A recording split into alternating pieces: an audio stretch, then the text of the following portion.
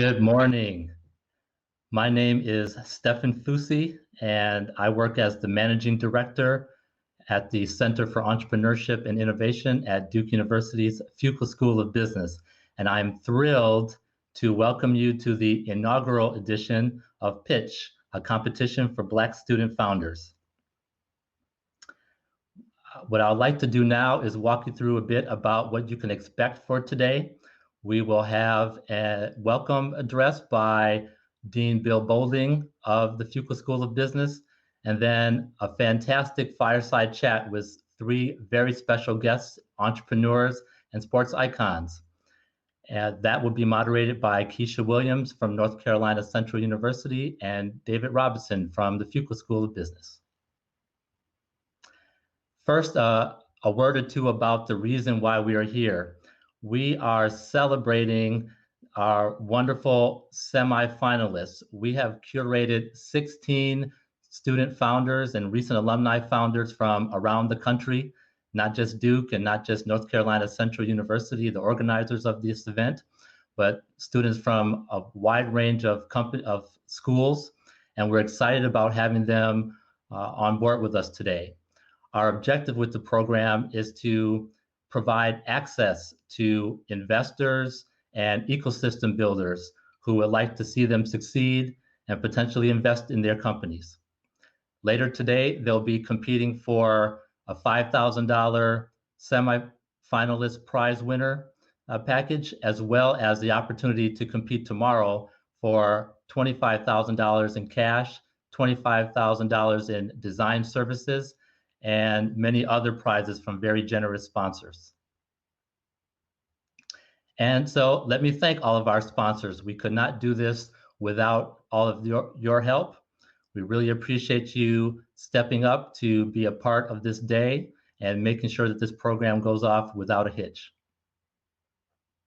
So now what I'd like to do is welcome Dean Bill Boulding of the Fuqua School of Business to deliver a few remarks to us today. Okay, thank you so much, Stefan, and welcome to the inaugural pitch competition in support of Black student founders, or as I like to think of it, the first pitch. And when I use the words first pitch, it makes me think of the beginning of baseball season and the idea that with that first pitch, you're building and drawing from great traditions, but it always represents a new beginning and a sense of tremendous excitement. And as I think about the pitch event that we have before us, there's some amazing traditions that we're building on. So we have the traditions of two great Durham institutions in North Carolina Central and Duke, and we have the opportunity for the excitement of a reality that too often academic institutions are siloed from one another, when we have the opportunity to come together, learn from each other, and make each other better. And so this is a beginning for us to build on the tradition of these two great institutions. What you may not know is the second amazing tradition is that there is this extraordinary history and tradition of Black enterprise in Durham.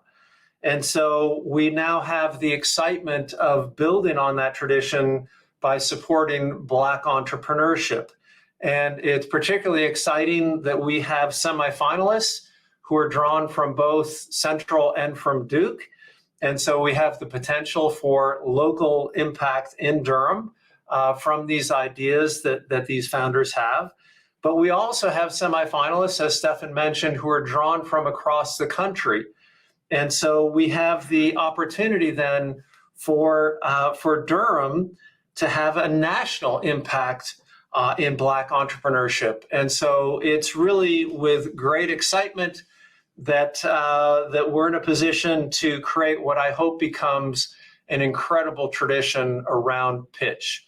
With that, more than anything, I want to get out of your way because we have some absolutely fantastic, distinguished alums from Central and Duke who will now take over. Thank you all so much. Thank you very much, Bill. Now I'd like to bring onto the stage Keisha Williams from North Carolina Central University and Professor David Robinson, my colleague at the Fuqua School of Business, to introduce themselves and our panelists. Very good. Thank you so much, Stefan. My name is Keisha Williams. I'm the Director of Marketing and Communications for the School of Business at North Carolina Central University. And it is indeed an honor to be here this morning. We are we're very happy to be in partnership with Duke Fuqua School of Business, CEI, and putting together this wonderful event to celebrate Black student founders. We're so proud of those who submitted their entries and those who will be recognized the next couple of days. And I think you're going to really enjoy the engagement and the fireside chats both today and tomorrow that you're going to experience. But today we have the distinguished honor of being able to have three alumni from both Duke and NCCU join us to talk about their respective interest in entrepreneurial pursuits. So what I'll do is I'm going to just do a brief introduction, though I'm certain our panelists don't really need that. And then I'm going to yield to my colleague here, David Robinson, who will then take us into the conversation. So if that sounds good to you, let's get started with the intro of our panelists.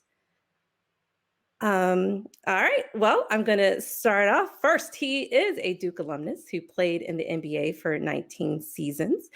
He won 2 national championships at Duke and a gold medal with Team USA in the 1996 Olympics in Atlanta. He is an NBA Naismith Hall of Famer and the co-owner of the Atlantic Hawks. And I believe I was reading this weekend that it was announced that he will be the managing director of the USA basketball men's national team in the upcoming Tokyo Olympics. So congratulations to you, Mr. Hill. Please welcome Mr. Grant Hill. Thank you for being here. Thanks for having me. I'm honored to be here. Of course, of course. Next up, we have an NCCU alumnus who co-founded the independent music label Hidden Beach Records. The label is the label that Jill Scott got her claim to fame from. He is a 2020 inductee into the North Carolina Music Hall of Fame and is currently the manager of community relations at Lowe's Companies Incorporated. Please welcome Mr. Charles Whitfield. Hi, Charles. Hey, Keisha, how you doing? Good. And last but certainly not least, we have an NCCU law alumnus. I think we maybe share him with Campbell's and maybe Duke as well. But he is the president, vice chairman, and the alternate governor and minority partner of Charlotte Hornets. And he is a 2018 inductee in the North Carolina Sports Hall of Fame. Please help us welcome Mr. Fred Whitfield. Hi. Hi. Thanks for having me. Thank you all for joining us. We know you all are incredibly busy, but we appreciate the time that you're going to spend talking to those out there who are participating in this event. And now I will yield to my colleague, David Robinson, who's going to take us into this conversation. Thank you so much, Keisha. It's great to be here today with everyone on the panel. Thank you for having me to be a part of this. We've had so much fun behind the scenes putting this event together over the last several months. On the one hand, I'll just echo what Keisha said. And, you guys are three people who need no introduction. You're each famous in your own right. I think this might be the first time in my professional career when I've ever had to moderate a panel where I had 3 Hall of Famers, each in separate halls of fame. But, on the other hand, we're here to talk about entrepreneurship. And, Keisha and I have been talking about the skills and the traits that go into making successful entrepreneurs. Things like resilience, grit, imagination, leadership skills, on and on. And I started to think about how valuable these skills are in a wide range of professional and personal settings, not just in the act of starting a business per se, but just kind of in going through life's journey. And, for example, Fred, you may not think of yourself as an entrepreneur, but I think you've been quite entrepreneurial in your life at various points in various junctures when you've had to pivot from one activity to another or imagine what your next goal might be. And so I thought I would kind of kick off the conversation today by just asking each of you to not so much introduce yourself, but as a way of introduction, tell us a little bit about the journey that led you where you are today, and maybe focus on a time where you had to be kind of entrepreneurial in order to get to the next step. And I mean, as a professor, I'm really used to cold calling on people, so I can just cold call. Charles, would you mind getting us started? Some kind of way I knew I would be first, but David, thanks for the introduction, and actually great to be here with Grant and my older brother Fred, who are both mentors of mine as well as good friends. And my journey started actually when I was at North Carolina Central University. Having an older brother like Fred, I grew up listening to music with him. And actually from that pursuit, when I worked at a record store, CD store at North Carolina Central called CD Superstore, ironically enough, it's actually where I first met Grant Hill when he was a player at Duke. And our love of music, Fred's love of music, once I got out of school, led me to the dream of pursuing a record label that I helped start called Hidden Beach Records that Fred was very involved in. And actually our majority investor was a business partner of his named Michael Jordan. So taking that chance to start something basically from scratch with my boss at the time, Steve McKeever. The two of us started an independent record label that, Jill Scott ended up being our first artist.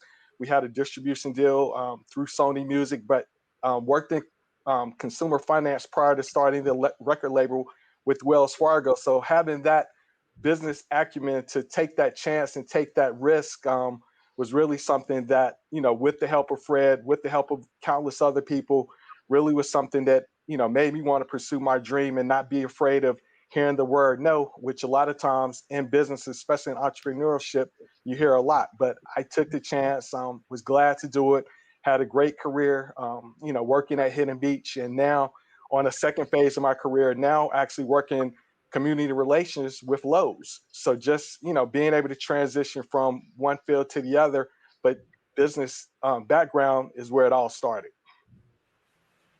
That's fantastic. And I know that we're going to have time to come back and talk more about some of that business background and how you turned and how you used it at various points as you were turning from one to the other. Grant, I'm sure that when you saw the lineup here and you saw that David Robinson was moderating the panel, you had someone different in mind. And I really hate to let you down, but maybe I can turn to you now, Grant, and ask you to tell us a little bit about your journey. Well, I'll start off by saying that I was relieved to know it was you and not the other David. Memories against that other David Robinson, nightmares actually. So this is certainly a lot better. But no, much like Charles, I mean, for me, I think it's a bit different. Obviously, sports played a huge role, and from a very young age was very much involved in sports. My dad played in the NFL. I wanted to be an athlete. I was on that path, that journey, that trajectory at an early age, and was fortunate to play for quite some time. I think the values and the principles that you take from sports, and just as you talked earlier about grit and perseverance and managing failure, handling success, working with others, being strategic, all of these traits that I think are ingrained in you, and you're conditioned almost to learn in order to advance, in order to survive, in order to thrive. I think that gave a real solid foundation for me, and there's certainly other examples of athletes who made that transition and become entrepreneurs. And so, I remember when I entered the NBA and I went through the rookie transition program, and someone mentioned that, look, you guys are all CEOs of your own corporation, and you should start to sort of think that way and manage your life that way. And so, as I went on this journey, on the court, off the court, it's a lot to sort of process and absorb. And, youth, money, and fame can sometimes be a dangerous mix. And maybe, or not. Yeah, no, and maybe even more so now with technology and social media and the like. And so I think it forces you to really take control, and really approach your life as if you are your own CEO of your own business. And so, as I went through my career and had my hands in a number of different things off the court, for all athletes, at some point it ends, and you have to pivot. Charles talked about transitioning, and so I retired from playing basketball at 40, and it's like a whole new world has opened up, and opportunities and different pursuits and things that I'm interested in. So, but I go back to sports. I go back to learning at a young age, high school, through college, learning from a great teacher and Coach K. There's so much you can take from that. I think of people like Roger Staubach, who built a incredible $1 billion real estate business. I think of Junior Bridgman, former NBA player, who is now one of the largest Coca-Cola bottlers in the world. These are just two athletes who have made that transition, and they both would say that the values that they took from sport played a big role in their success in their next careers as entrepreneurs. That's really interesting, Grant. And if I can just ask you a quick follow-up before I turn to Fred, just while it's on my mind, because I'm thinking about what it must be like to be in your shoes and having been, the athlete that you are, and then face business failures and successes today, business challenges, let's just say. How do the challenges that you face today in your career after sports, how does it feel compared to the challenges that you faced on the court as an athlete? I mean, do you find yourself thinking back to great triumphs or terrible defeats that you faced on the court when you're facing business challenges today? It's a great question, man. I think I don't necessarily go back to various incidents or particular incidents and reference that as I'm on my journey. I think just the cumulative, the totality of the experience as an athlete, I think gives you that confidence, that what's the word I'm looking for? The necessary tools, I guess, to be willing to try new things. I will say one of the differences, though, in sports, results are immediate. You can get the results at the end of the game. If you won, you lost. If you played well, you played bad. You can almost get that possession by possession. I had a good possession there, or I did a bad job right there, and I got to do better on the next possession. And so you get the immediate results, in basketball, in my particular sport. Whereas, as an entrepreneur in business, in real life, as I like to say, it's more like sawing wood, and results aren't always necessarily immediate. And so that was one of the adjustments I think that I've made. But I just think having, in sports, playing at a high level, you're exposing yourself, you're vulnerable. You're opening yourself up to being critiqued, to being evaluated, game by game, possession by possession. And all that you go through, all that it takes, the self-reflection, the learning from losses, learning from mistakes, from failure, from success, working with others, having a collaborative spirit, learning to be fearless, learning to put yourself out there in situations when others don't want to. Like all of that, I think, are ingredients for success, particularly as an entrepreneur. And so, like I said, the totality of everything, I think, just gives you reassurance that you can, pursue dreams, endeavors that take, that there's an amount of risk. There is certainly great challenge, but also understanding at the end, there can be great reward and fulfillment as well. It just gets baked in. Yeah, I totally hear what you're saying. Thank you. Fred, Can I turn it over to you now? One of the things that one of the reasons why I'm particularly happy that you're here on the panel is that you've, Duke can claim you as well as NC Central can claim you. And so I want to hear the story about, how entrepreneurship, has affected your journey and kind of what brought you over to Duke also.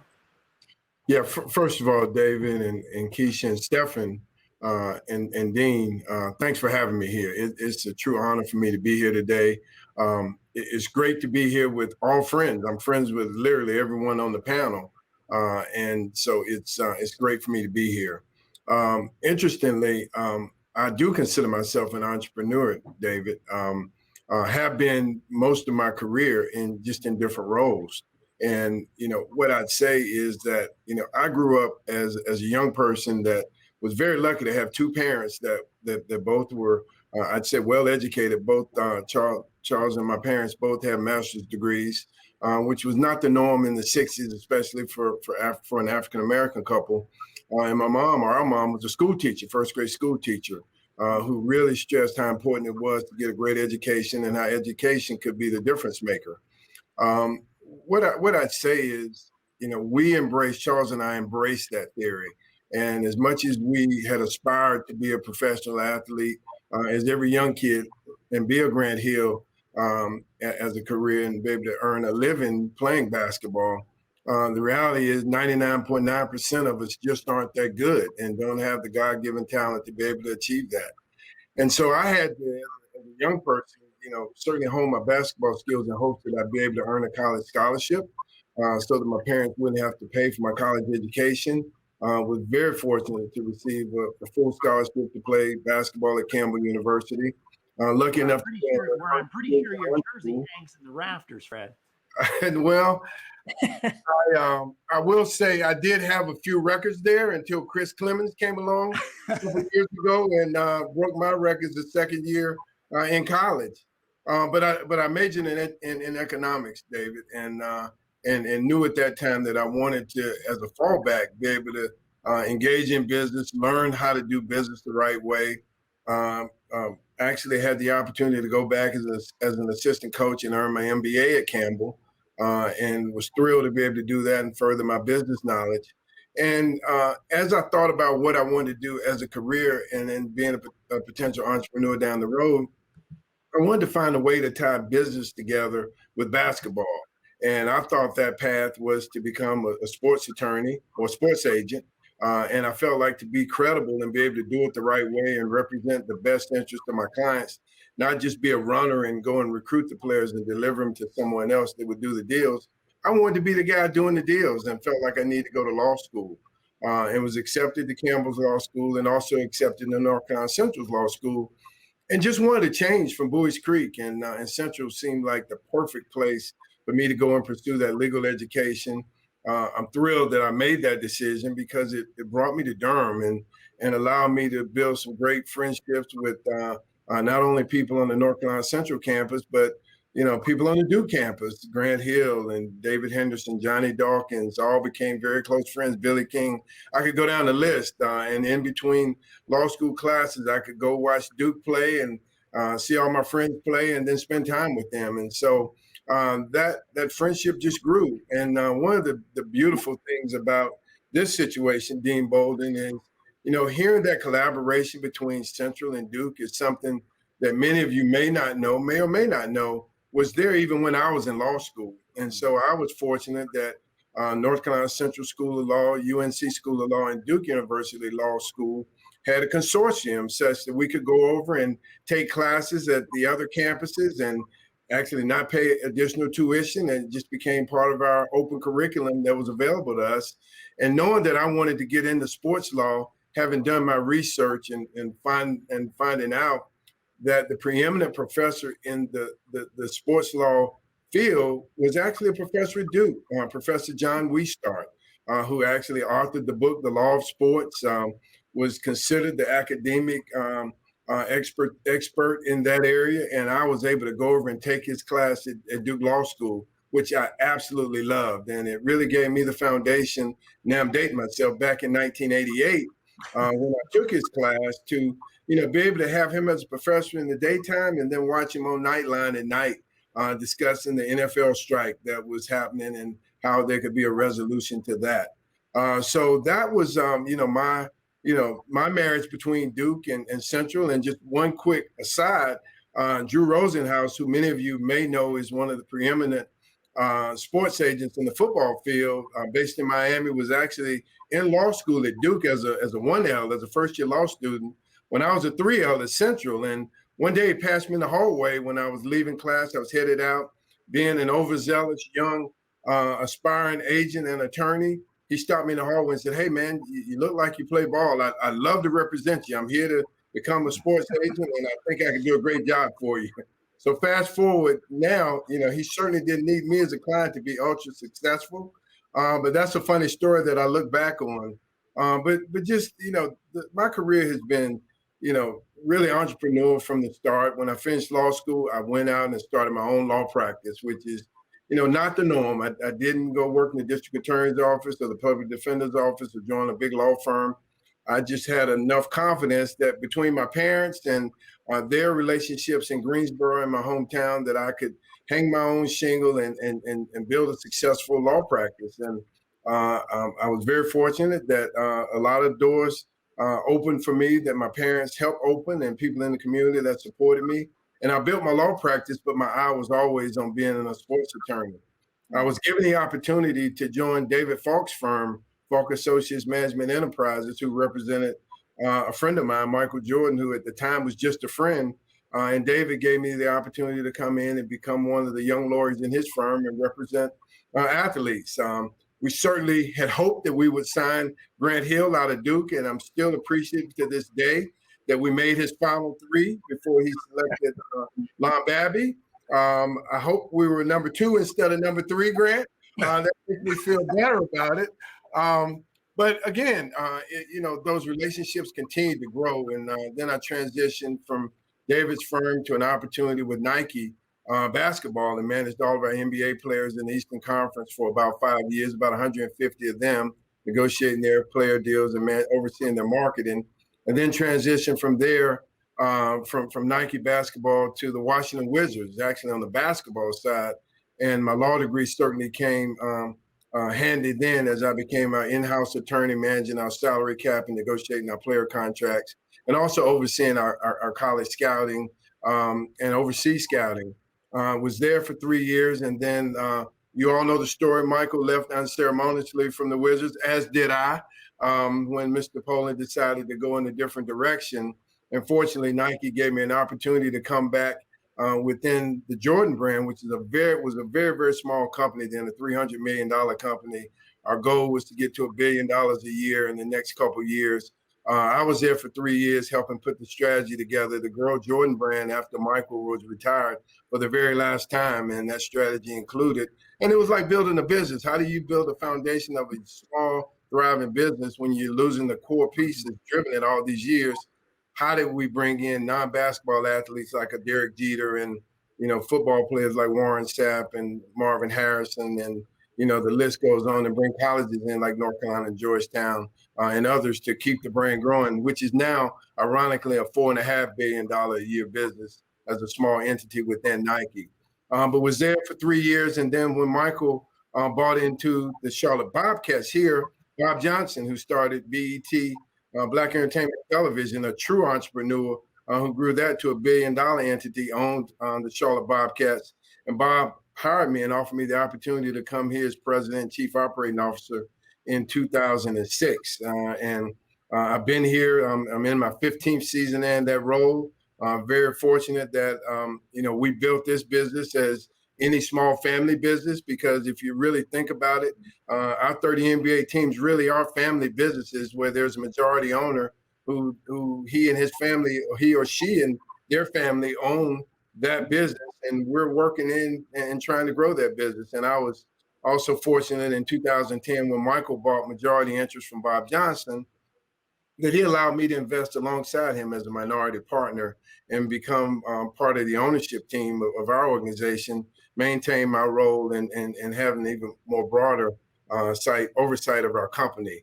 And then last but not least, Michael and I both are huge NASCAR fans. The first celebrity I ever met was Richard Petty as an 8-year-old Cub Scout at the Greensboro Coliseum, and I've loved the sport ever since. And I'm very fortunate that Michael and Denny Hamlin allowed me to invest alongside them in 2311 Racing, our new NASCAR entity, which is exciting for us to be able to be a part of the NASCAR world now. But it's all been entrepreneurial. It's all been based on business principles I learned in undergrad and MBA school, and then certainly being an attorney gives you the opportunity to take that business acumen and really use it in any way you want in business as you grow in the future. Thank you, Fred. There's a couple of things that I'm hoping that we get a chance to turn back to that you've brought up, the importance of networks, building networks, and cultivating networks, and the importance of kind of being prepared for the next piece of the journey. But I'm seeing a bunch of questions come up in the chat window, and I want to give voice to our people who are watching on YouTube and other formats. But first, let me kick it back to Keisha. Yeah. Keisha, I know you've got some questions for the panel as well. No, and David, I'm right with you, because I'm looking at the comments too, and I'm like, yes, I want to get to the comments. And so, but I do want us to have some music talk, Charles. So you and I got to have a conversation. So I just want us to just real quick, we're going to go back to, NCCU. You're a college student.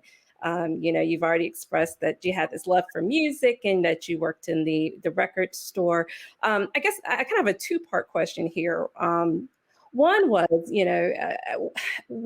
you talked about what inspired you, kind of motivation, but there has to be some level of kind of audacity to think that, I can enter into this industry that, not everyone really could get access to, or even know where to start to get access into this industry. So I kind of want you to talk us through that part first, to say, okay, I knew I had a talent for understanding, music, to understand the industry, recognizing skills of people who, we want to make sure that we're promoting and advancing. So I want you to take us through that. But then I also want you to talk about some of those challenges that you had to, overcome as you were starting to get into the industry and almost like prove yourself and your capabilities in that space. I think you might be muted, Charles. Sorry about that. Yes, Keisha. I mean, the great thing was, I wasn't afraid to fail. As I worked at the CD store, I had experience on processing new releases, and ironically enough, I was processing jazz new releases, and it was a CD that came in by a guy named Norman Brown, who was a guitar player that was signed to Mojazz, which was a jazz label on Motown. And the president of Mojazz was a guy named Steve McKeever. And what I did is I just started following every release that came out on Mojazz and Motown that I saw his name on. He worked on some Boyz II Men projects. He worked on Queen Latifah project. But at Mojazz, he signed several artists, one being the late Wayman Tisdale, who also played in the NBA, but a group named Impromptu. And so literally everything I saw Steve's name on, I gravitated to. And me just not knowing any different was like, hey, if I could some kind of way meet this guy, I had envisioned him being my boss. And, I heard people laugh at me, tell me I'm crazy. It couldn't happen. But all I thought was the worst that could happen is if I try, is I could get a little bit short, but see what happened. And so through relationships, while I worked a 9-to-5 job at Northwest Financial and Consumer Finance, I pursued on after work trying to get into the music business. One of Fred's law partners that also went to North Carolina Central, an attorney friend named Charles Blackman, who was dabbling in a little bit of entertainment law in Greensboro. I started talking to him and literally through relationships, end up getting to Steve McKeever in LA, went and took a meeting with him, told him about the idea I had of trying to start an independent record label. Once I got back from LA, he expressed some interest. Then at that point, Charles and I sat down with Fred, who, at the time, Fred did not know who Steve was, but Norman Brown's second record on the back for the executive producer was Steve's name. I remember showing Fred that CD, and from there started the relationship of, with Fred's counsel, with Charles's counsel, with some other people, just started putting a plan together of what, 4 years later would eventually become Hidden Beach Records. Fred was very influential in giving advice, good or bad on his thoughts and ideas. And, he was also, very influential in helping set the meeting up where, we ended up doing a meeting with Michael to try and get him on board, which eventually he did come on board. And through it, it was just perseverance. And literally, Steve and I started Hidden Beach in a one-room office in Santa Monica, California. You know, we were fortunate enough that, you know, Jill Scott ended up being the first artist that we signed. But all along the way, all you heard was no, no, no, no. And so anybody trying to get in entrepreneurship, that's the word you will hear the most is no. But also through relationships, it also tells you to keep driving and keep moving. And so through that, you know, fortunate enough to have some great relationships, to have some people that were really in my corner, and having that background of, you know, at Central, in school, but working at the record store, just having that knowledge of, you know, as I worked the 9-to-5 job at the record store, of learning how the industry worked, and, you know, once again, not being afraid to take that chance to step out there. And so I was glad I did. You know, fortunate for a lot of people who were in my corner, and to this day was just great when you could walk into a record store and buy a Jill Scott record or buy a Mike Phillips record or buy an Unwrapped CD. It's just that great, you know, that appreciation of all the hard work that you put into it. No, that's perfect. And just to kind of, and this could be, you know, for any of you, because I think it's been kind of a consistent trend on everybody's story, it's relationships, you know, how to build relationships and networks. How important it really has that been to you in your career? Can you say that the people that you knew in college or the people that you still know today that are, you know, we always talk about, you know, make sure you're not the smartest person in your group. You know, you want to make sure you're always around people that can, you know, uplift you and help you and support you. How important has that been in your interview, your respective growth and success? Hey, Keisha, I'm going to jump in on this one because I refuse to follow Grant Hill again. As eloquent a speaker as he is, you know, him having just called the NCAA National Championship game 3 nights ago, it's a little intimidating to follow him as a speaker. So I'll just jump in quickly and respond to that. And what I say is, there's nothing more important than relationships. And, you know, the thing that I've learned through my life and through my career journey is that relationships have to be reciprocal. They can't be one-sided. You can't just take from a relationship and not try to find a way to give back to that relationship. And then it's about reaching back and helping the next group of young people be able to achieve their dreams. And anyone that thinks they've achieved any level of success because they were the smartest person or they did it on their own or they figured it all out, I think is really mistaken. You know, all of us have had a lot of people that invested in us, that gave us, you know, ideas, counsel on how to do things the right way. As I look to my 2 mentors in the NBA, I think of the 2, you know, best business operators in the NBA, and Rick Welts at Golden State and Scott O'Neil at Philadelphia. They took me under their wings 15 years ago, the day I started in this role in Charlotte, and said, we're going to teach you how to run this business the right way. And what I've tried to do is do the same for other young NBA professionals as they come in and seek to follow in the paths that we've walked in. But it's relationships across the board, and literally any and everything that you do. You know, just trying to be a good person and trying to help people when you can.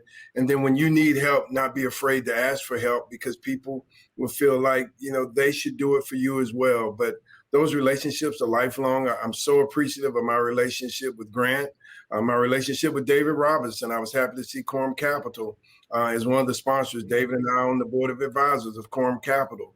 And those relationships would be long lasting. And I welcome, you know, calls from any of the people that I've met over the years that are asking for help. And I've always tried to do any and everything I could to try and assist others. And people have done the exact same thing for me. I'll just jump in and attempt to speak after Fred here. You know, I think he made some great points. And, you know, I think, once again, not to sort of bring everything back to sports, but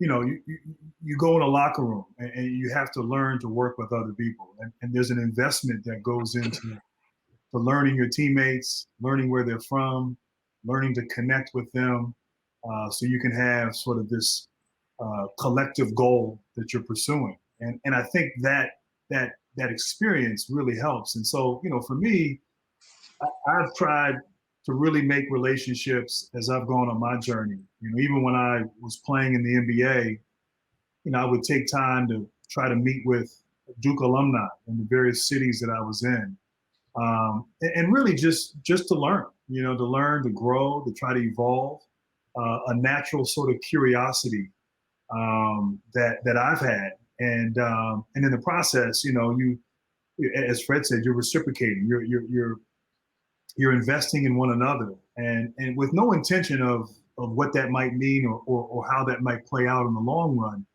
but just another resource, another person who I can call a friend, and I like to think I have a lot of friends, and so I think nurturing and cultivating relationships is hugely beneficial, and a lot of the things that I'm fortunate to do now are a direct result of doing just that. Many years before, just getting to know people, interested in what they do, is it an opportunity to learn, opportunity to grow, and I think also being able to now be in a position to help others. I mean, I'm mindful of I have a friend of mine, a classmate of mine, who his name was Kareem at Duke, and at the end of our freshman year, he was looking for an internship, and so I told him, hey, call my mom, call my mother. She has her own consulting firm and she's in corporate America. She might be able to provide some assistance. And so she, in effect, became a mentor and still is a mentor to this day. But unbeknownst to me, I think Kareem told everybody at Duke. And so my mom, I found this out years later at various, class reunions that, she helped a number of people that I didn't even know, classmates, friends of mine, and still helps them to this day. And so I think having, that desire to pay it forward and to help others and be in a position to deposit into other people and be a resource to them, I think, has great, benefits and sort of is very uplifting and fulfilling. And it's important, and so it's cyclical, but it's all about we are, and we've learned anything this last year, we are wired for connectivity. We are wired to be connected. What Fred does, what I do with basketball, those are experiences. Those are experiences we can come together and enjoy music, enjoy basketball, enjoy whatever. And I think, that's only been confirmed, as we've been through sort of this period of isolation. Thankfully, we have technology. Thankfully, we have the ability to see each other and stay connected in that form. And I really believe that. I believe, connectivity is something that we desire, we need, and we benefit from. But you have to work at it. You have to make an effort, I think, in order to have that kind of connection. And like Fred said, I mean, we've known each other for almost 30 years and had an opportunity to work together. It didn't happen. But, I think that investment, that friendship through the years, along with Charles, it's like, here we are, many years later. And who knows what's in store moving forward in the future. And so it's a beautiful thing. But I think if you do it for the right reasons and you do it and there's a purity to it, I think it can be very fulfilling in the long run. I know it has, for me, for sure.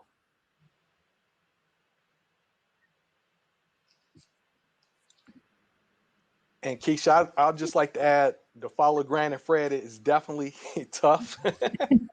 But I will also say it truly is about the relationships. I mean, the reason we're all on this panel together is about the relationships. And so one, as I said, Grant was one of the first people I met when I was working at the record store. And I recall back to our days when, it would be Grant, Bobby Hurley, Thomas Hill, Kenny Blakeney.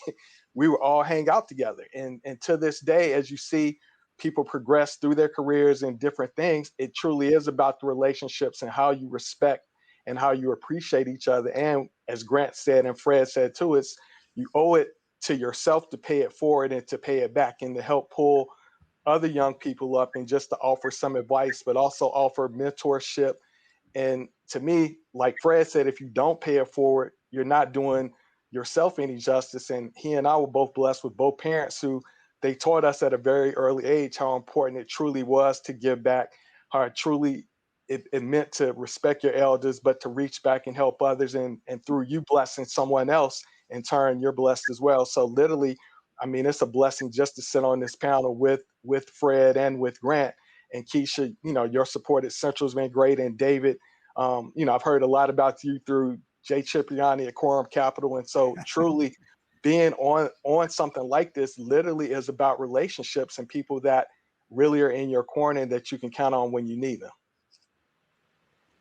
Yeah, it's funny you talk about our friends at Quorum Capital, and you're right, and there's a part of this where you think about pivoting from one venue of life to another, because I got to know the guys at Quorum Capital through research that I was doing, and I never in a million years thought it would lead to me sitting on a panel with Keisha and the three of you. But then, you know, here we are. You just kind of you like you say, you know, you just kind of build those relationships and see where they take you. I think that's an incredible point.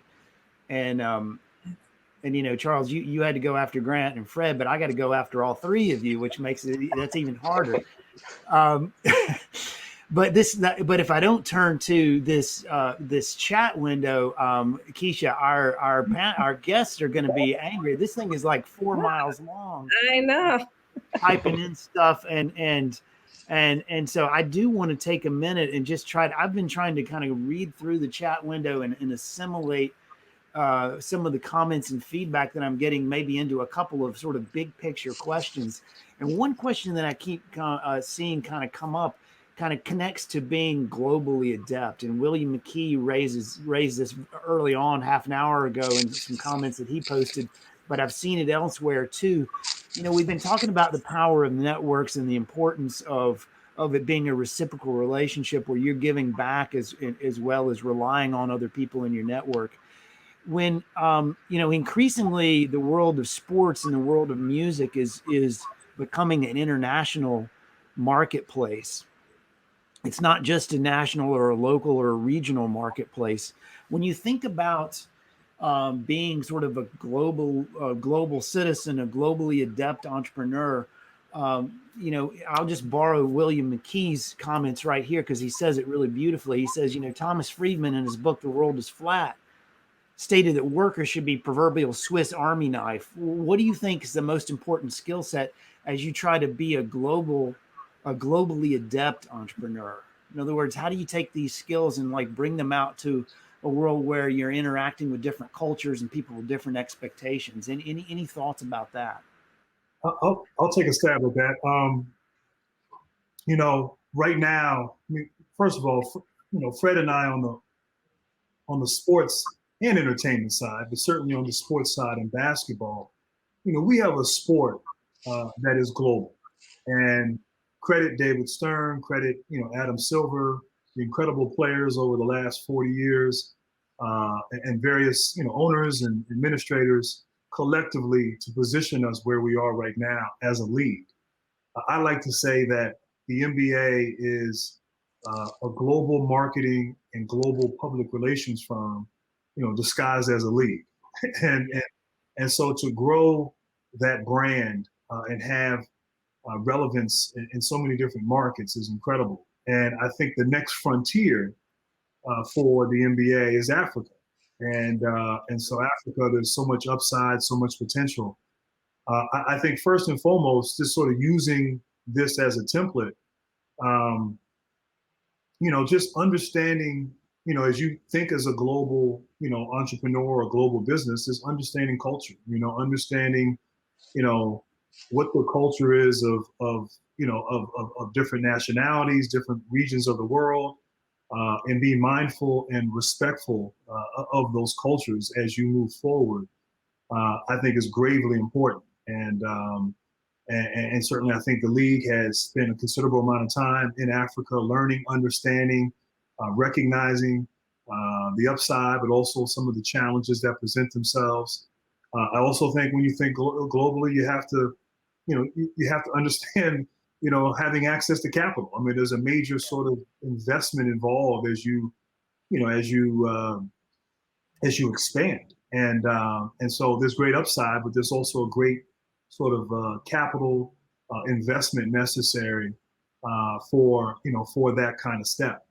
And I think you have to just kind of in line with what I said about culture. You just have to think global. I think we're sometimes accustomed as entrepreneurs to think regionally, in your own sort of your own world or your own region or pocket of the country. But as a global entrepreneur, you have to think on a greater scale and what that means. What are global needs? What are needs in certain parts of the world, and understanding that and figuring out how you can provide those needs, provide those solutions. So, I think those are a couple of qualities. I'm not saying I'm necessarily an expert, but I think certainly through my association with a global brand and having, been a part of it in a number of different roles, certainly that's something that I take from the success of the globalization of basketball and the NBA.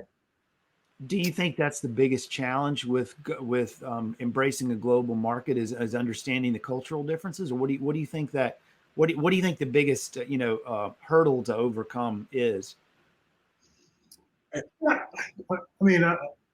I think that's a huge hurdle. I think certainly, every industry is different, but I think as I look at basketball and certainly different parts of the world, look at Africa. Africa is 50 some odd countries. I don't know the exact number, but in the continent, and there's different cultures there, and you have to be mindful, I think, and respectful in how you introduce the sport. How business is conducted and done might be very different than how business is done in the United States. So these are all, I think, factors that go into one's ability to be successful. Is sort of understanding the market, understanding the culture, understanding what works in that particular area. It takes time. It doesn't. You just can't necessarily snap your fingers and come in and expect to have success. But taking the time to really learn, do your proper due diligence, and then move accordingly. I think. I'm not saying I'm necessarily right, but I think understanding that particular culture and region is crucial to one's success. Hey, David, can I just jump in and Yeah, add to what Grant's saying? Grant is spot on, and he is exactly right about David Stern and Adam Silver being those visionaries. I was fortunate to have worked for another visionary as well, in Phil Knight, who years ago had this vision of Nike becoming a global company, and dating back to the 90s when Grant was really focused on building his playing career and becoming an all-star and now Hall of Famer. We at Nike were trying to really understand how we could use our Nike Pro Basketball assets to grow the sport of basketball, so we could hopefully sell more shoes around the world. And so as I think about, in the late 90s when I was working for Nike Pro Basketball and we created this Hoop Heroes tour to travel all over Europe and play a game in Barcelona, play a game in Berlin, play a game in Paris against the best players in those countries and take over the Charles Barkleys of the world and Scottie Pippen and Jason Kidd, 12 of Nike's best athletes, with the goal of not only growing and helping sell more Nike shoes, but growing the game of basketball. That was, I think, part of the start and impetus behind a lot of that growth. And then as we moved over into Asia, and as Grant knows, we at the NBA have had a huge focus over the years in growing basketball all over Asia, and having the opportunity to go over in the late 90s with Michael Jordan, the first time he ever went to Asia, and visit Beijing and Taipei and Hong Kong and Tokyo to try and grow the interest in basketball and the NBA in particular. Now we see, to Grant's point, how we've grown to this global entity at the NBA, and Nike has continued to grow globally. And Grant is exactly right with our new NBA Africa League. Identifying talent over there and having it become part of our NBA family is something we can all be proud of. And then last but not least, we have these global NBA games that we play every year at the NBA. And we at the Hornets were fortunate to take our team over to Shenzhen and Shanghai and played 4 or 5 years ago against the Clippers.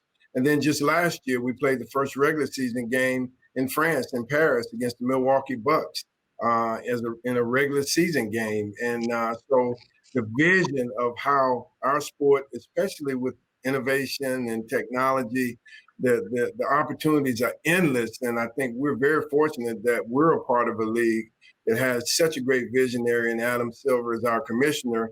I think Nike is very fortunate to have had a visionary and still does, and Phil Knight and his vision, 30 years ago at what we could become as global entities. And I think we're ahead of the curve, and something I'm proud to have learned from. And it is being there, learning, getting exposed to it, understanding the culture and becoming part of their culture, and not trying to change them and have them become part of our culture.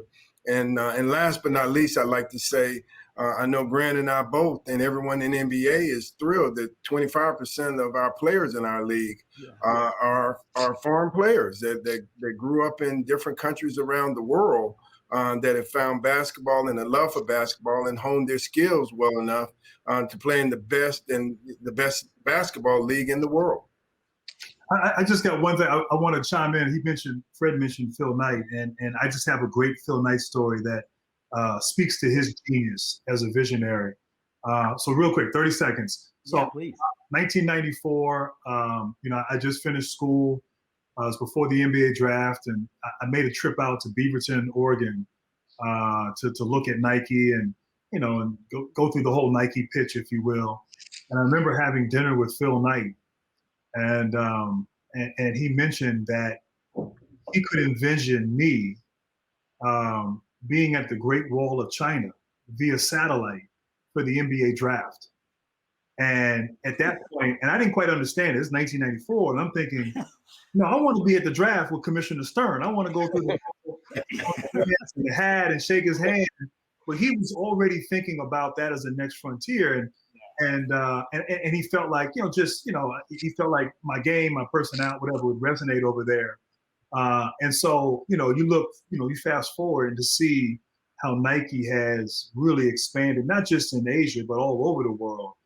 He was thinking that back in 1994.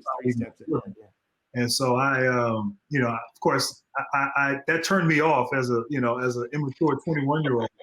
I wanted to be, with Stern, but I just think it speaks to his genius in terms of seeing the big picture, and certainly credit to him and Nike for being able to execute. That's a great story, Grant. Charles, I can't let you escape this question because, if you think about it, music is the ultimate cultural bridge that unites people from different cultural backgrounds more than almost anything I can think of. Maybe food would be the only close contender for that. But so, when you think about going, and taking a brand and making it global as an entrepreneur, anything you want to add to what Fred and Grant have put on the table? Yeah, no, I agree with both of them, and music is that bridge that is global. And through, as Grant was mentioning early, through the pandemic, one thing that has continued to be there through this is a lot of music, which, you've seen a lot of musicians who, when COVID hit last March, it's been no tours, so no concerts, nobody out touching fans. But what has happened is through portals like PitchArt or Zoom or Teams, people have still been able to do virtual type shows. And through everybody still maintaining, having the social distance or stay inside or stay at home, music has been one thing that has continued to be there. And, fortunately, Grant was fortunate enough 2 days ago or 3 days ago to call the national championship in college sports. With both Fred and Grant being a part of the NBA, you're now slowly seeing, fans be able to get back and engage in actual arenas. But, to that point, music has been, one entity that through everything has continued to give people some hope and some sanity on things hopefully getting better real soon. That's a great point, Charles. And I think about how there have been some important innovations. Well, I mean, technology is allowing us to continue to communicate and be together in spite of the pandemic. But I'm thinking back to, the some of the concerts that were broadcast on television early on in the pandemic to support musicians and stuff. And that's so important. We could go on for another hour just about the intersection of technology and the power of networks and the importance of using technology as a way of bolstering networks and building businesses. But Keisha, I'm looking at our clock here. We got to. We're running out of We're time. running out of time. I know. I got an idea for a last question, and if it's okay with you, Keisha. I was thinking that we've got these fantastic entrepreneurs who are about to go into the semifinals and pitch, and we're going to have a winner come out of that. And I thought that we've got just 5 minutes left. We've got these 3 fantastic entrepreneurs in front of us.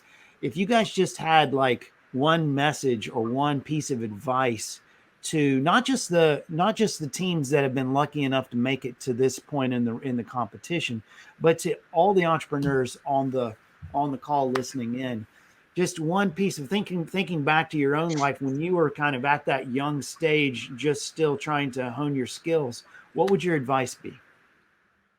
Embrace failure. Mm. Failure is a part of life. Failure will happen. Failure is a time to evolve, a time for growth. I think as an athlete, you learn more about yourself. You grow more when you lose, and so sometimes you don't self-reflect after wins, but you do a lot after losses. And so the same thing I think applies in business and entrepreneurship. You're going to get knocked down. You're going to get told no, but it's just an opportunity to get better, an opportunity for growth. So I would just say embrace that. Don't get used to it. Don't accept it. But embrace it and use it as a chance to improve your product, your pitch, whatever it might be, and don't get discouraged. Thank you, Grant. Charles, what about you? Yep, I would say to Grant's point to embrace failure. Don't be afraid to hear the word no.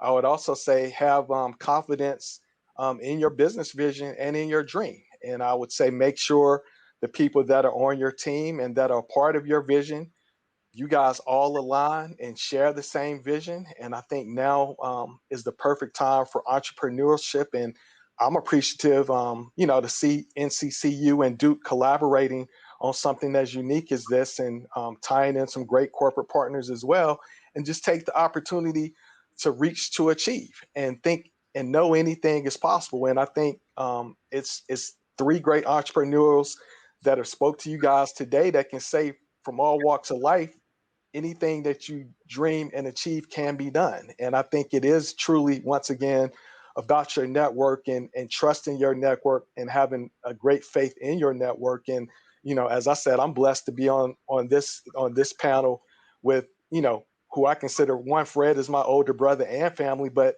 over the 30 years I've known Grant, he's become family as well. And the biggest thing I say is cheer for your friends and family when they succeed, and when they win, you win. And the biggest thing is I'm so proud of, what Grant's been able to do in his career in business as well as Fred. And I'm always there to support him when I can. That's awesome. Fred, I've put you in a tough spot, buddy. You did put me in a tough spot. But what I'd say, and I keep gravitating back to Phil Knight, because I learned so much about business, in the 2 times that I worked at Nike. There are 2 things that come to mind that I think has made Nike ultra successful and be the brand in the sports footwear and apparel business. One is from day one, they've always embraced diversity and inclusion. You look around the room at any meeting at Nike, and most people look completely different, grew up differently, were raised differently, think differently, and they all are ultra smart and bring those ideas and aren't afraid to express themselves, which I think bring out some of the brightest and best ideas. And then the other, and I think Keisha mentioned it early, you can't be afraid as you build your team if you're a leader. And if you're an entrepreneur and you're building your company and building your team, to have people on your team that are smarter than you in literally every facet and area of your business. Have them, have those people that know more about you, subject matter of literally every part of your business. Allow them to grow, allow them to lead, allow them to make decisions. You ultimately are responsible. So in my instance, 95% of the time, I agree with my senior leadership team and our managers on decisions we're going to make. If that 5% or so I disagree, we'll have some very spirited discussion and conversation around, what is the best decision for our organization. And then we make a collaborative decision. But you've got to have those experts around you that you can trust, that have the same goal that you have, and allow them to do their thing. And then you support them in doing that, which is exactly what Phil Knight has always done at Nike. And, when I used to go into senior leadership meetings, I always felt like I was the dumbest guy in the room because there was just brilliant people around the table. And I think that's why so many wise decisions have come out at Nike over the years. And I hope that we're running a best practice franchise here at the Hornets because we use and employ a lot of those same principles and make that a part of our mission statement. That's awesome. Thank you, Fred. Absolutely. We want to thank you all so much. This has been a wonderful, amazing, transformative panel discussion. I hope that I think you can see some of the comments. I'm hoping you can sift through them.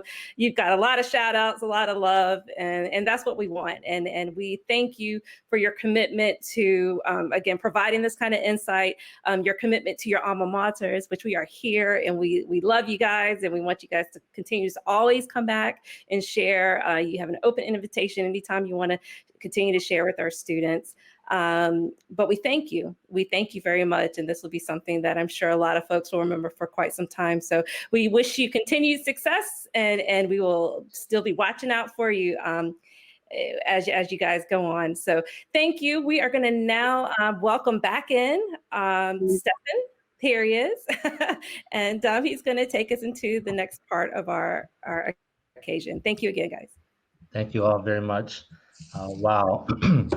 Charles, Fred, and Grant, this is just amazing. My phone has been blowing up with people asking how we can get you back for another event. And so we're going to try to do that at some point. Now and Keisha and David, thank you very much for moderating this very insightful panel. What we're going to do now, this will conclude the public-facing portions of our program for today. We're now going to move into our actual semifinalist pitches. And they'll be competing for a $5,000 semifinalist winner prize and the opportunity to win our $25,000 grand prize by Visa and $25,000 MVP prize by Karamis, and many other prizes as well. So thank you very much. Please be sure to come back to this same page tomorrow at 12:30, where we will show the finalists, and you'll be able to see their presentations, have some Q&A with the finalists.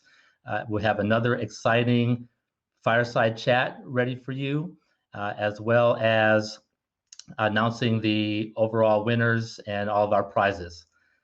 Thank you very much for being part of our day one of Pitch, a competition for Black student founders.